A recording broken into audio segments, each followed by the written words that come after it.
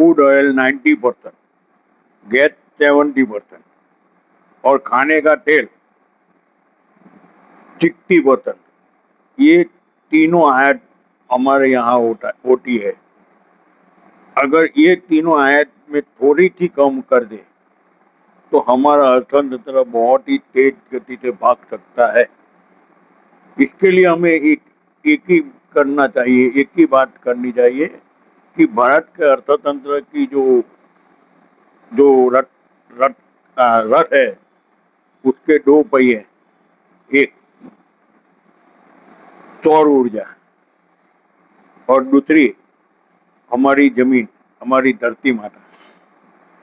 सौर ऊर्जा के बिजली बनाने से हमें हमारी जो क्रूड ऑयल की जो लागत है बिजली में वो कम हो जाएगी और हमारी धरती जो खेडूत है वो खेडूतों के लिए कुछ हितकारी पगले लेना जरूरी है। सौर ऊर्जा में जो जो हमारी सौर ऊर्जा की जो कंपनी है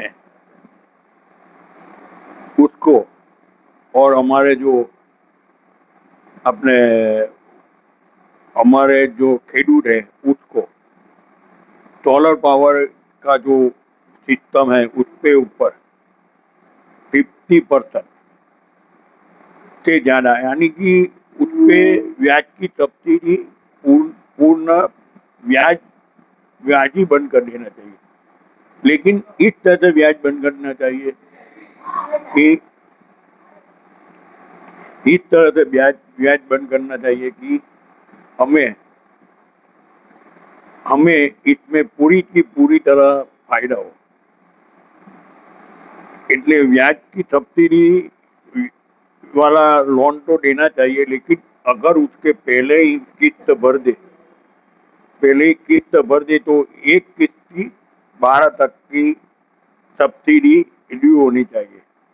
यानी 12 के बाद अगर 13वीं भरे, 13वीं SIP हफ्ता भरे तो उसमें 13 से 24 का हफ्ता की सब्सिडी देनी चाहिए।